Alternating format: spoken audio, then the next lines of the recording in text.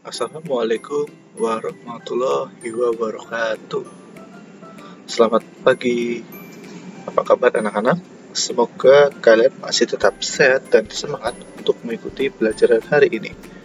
Pada hari ini kita akan belajar materi tema 6, cita-citaku, subtema 3, giat berusaha meraih cita-cita, pembelajaran 4. Nah, sebelum memulai pelajaran, mari kita sama-sama berdoa dahulu agar selalu mendapat kemudahan dan kelancaran dalam belajar. Amin. Tujuan pembelajaran adalah sebagai berikut.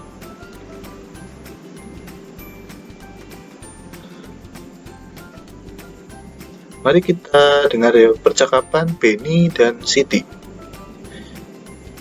Jika cita-cita dapat disamakan dengan sebuah impian yang ingin diraih, apakah impian besarmu? Simaklah cerita tentang seseorang yang bermimpi besar dan kerja kerasnya untuk mewujudkannya. Mimpi seorang laskar pelangi. Andrea Hirata adalah seorang penulis novel Indonesia. Novelnya yang terkenal berjudul Laskar Pelangi. Karyanya tiba-tiba menjadi pembicaraan di mana-mana.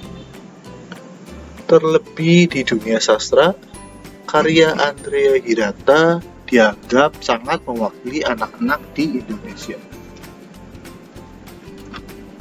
Apalagi novel ini diangkat dari kisah nyata sang penulis. Nah, ada sebuah pesan atau dari Andrea Hirata ya. Jadi pesannya adalah bermimpilah dalam hidup, jangan hidup dalam mimpi. Andrea Hirata, sang pemimpi. Waktu kecil, Andrea memiliki atau menimba ilmu di sebuah sekolah yang kondisi bangunannya sangat mengenaskan. Bahkan, bangunan itu hampir roboh.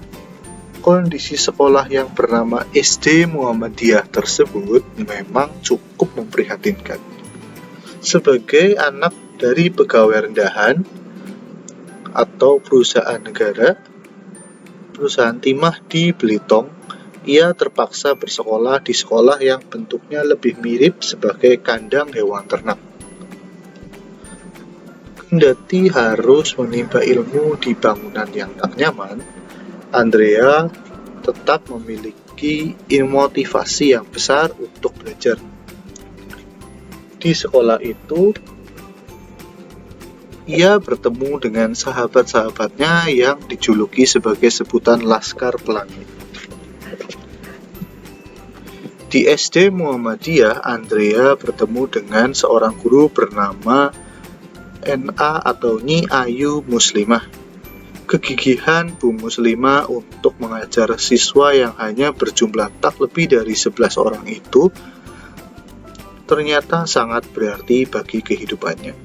Berkat Bu Muslimah, Andrea mendapatkan dorongan yang membuatnya mampu menempuh jarak 30 km dari rumah ke sekolah untuk menimba ilmu. Bu Muslimah juga yang memacunya untuk mengejar cita-citanya bersekolah di negeri seberang, yaitu di Perancis, sebuah mimpi dan cita-cita yang sangat mustahil kala itu. Andrea Hirata telah membuktikan kekuatan mimpinya. Ia pun memiliki beberapa orang di sekelilingnya yang sangat mendukung usahanya untuk mencapai mimpinya. Meskipun ia miskin, bahkan tinggal di daerah yang terpencil, mimpinya telah membawanya kepada prestasi yang luar biasa. Nah, bacalah puisi berjudul Laskar Pelangi karya Niji berikut di dalam hati.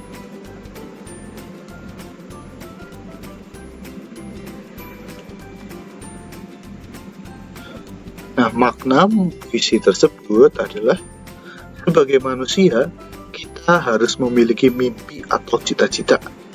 Dengan memiliki cita-cita, walau sesulit apapun keadaan di dunia ini, kita pasti bisa terus bertahan untuk terus hidup di dunia ini. Andrea Hirata merupakan salah satu contoh pemuda masa kini yang gigih memperjuangkan mimpi dan cita-citanya. Kemiskinan keluarganya tidak menghalanginya mengejar mimpi hingga ke negeri orang. Ayah Andrea Hirata adalah pegawai di PN Timah Belitung. Memang tidak dapat menyediakan banyak dana untuk sekolah Andrea. Belitung dahulu merupakan daerah penghasil timah andalan Indonesia. Timah adalah salah satu sumber daya alam tambang. Nah, perhatikan peta daerah persebaran sumber daya bahan tambang berikut. Berdasarkan peta sumber daya alam bahan tambang di atas, terdapat berbagai barang tambang yang tersebar di seluruh wilayah Indonesia. Barang-barang tambang yang terdapat di wilayah Indonesia antara lain minyak bumi, batu bara, tembaga, besi, timah, kapur, yodium, asbes, marmer, dan belerang. Nah, sekarang ayo kita berlatih. Barang tambang sangat diperlukan untuk memenuhi kebutuhan industri.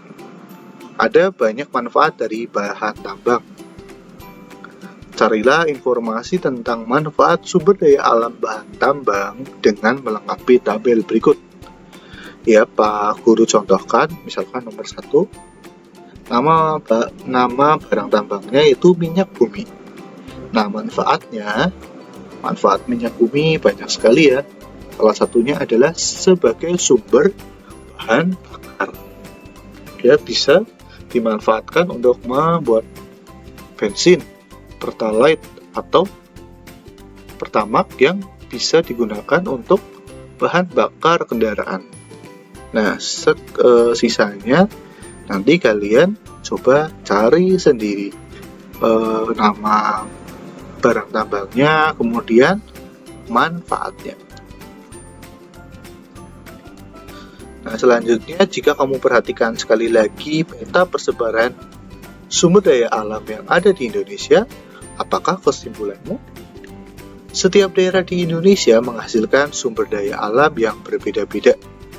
Akan tetapi, sebagai bagian dari Negara Kesatuan Republik Indonesia, semua sumber daya alam itu dikelola negara untuk kemakmuran rakyatnya. Keragaman sumber daya alam di berbagai daerah tersebut akan memperkuat rasa saling membutuhkan antara satu daerah dengan daerah yang lain. Tidak hanya keragaman sumber daya alam, keragaman kegiatan keagamaan di Indonesia juga menjadikan Indonesia sebagai negeri yang unik. Sebagai negeri yang unik, keragaman itu justru meningkatkan kerukunan antar umat beragama. Nah, perhatikan beberapa kegiatan keagamaan yang ada di Indonesia. Kamu dapat dengan mudah mengetahuinya dari kalender nasional yang menandai kegiatan hari raya keagamaan sebagai hari libur nasional. Tahukah kamu tentang perayaan-perayaan keagamaan ke-6 agama besar di Indonesia? Nah, agama di Indonesia itu ada 6 ya, yaitu Islam, Kristen, Katolik, Hindu, Buddha, dan Konghucu. Bagaimana para umat beragama merayakannya?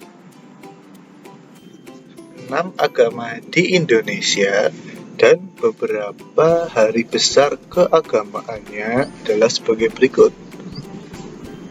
Idul Fitri, juga Idul Adha itu dirayakan oleh umat beragama Islam. Nah, kalian pasti sudah sering ikut merayakannya.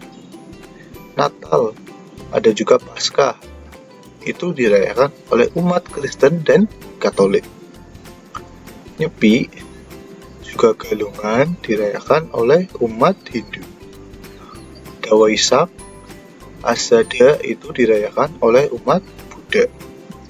Nah, selanjutnya ada Imlek dan Cap Gomeh itu dirayakan oleh umat Konghucu.